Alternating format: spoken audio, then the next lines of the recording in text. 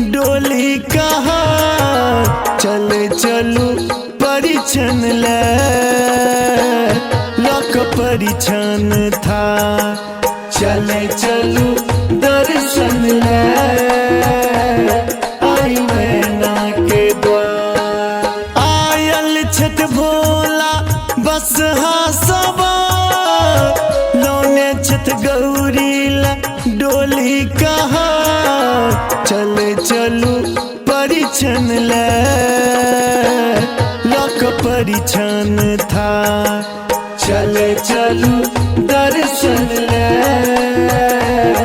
आई मैना के द्वार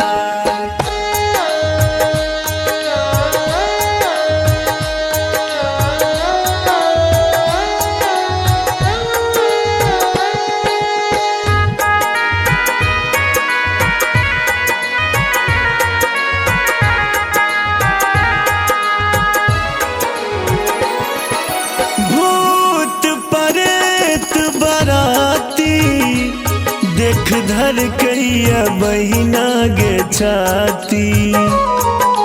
बाघक छाल पहिरने सौसे लेपने छे मरघट के माटी सुन गे दैया सुन यो भैया नाग छोड़ल फुफकार आई मैना के द्वार चले चलू दर्शन ले आई मैना के द्वार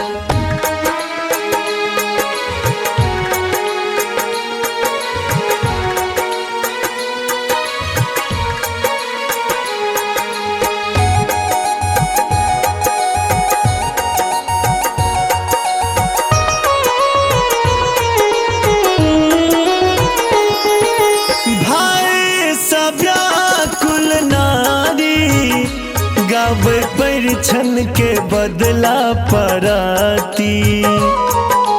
वर के रूप देखते सब फेंकलन ओ दियरा बाती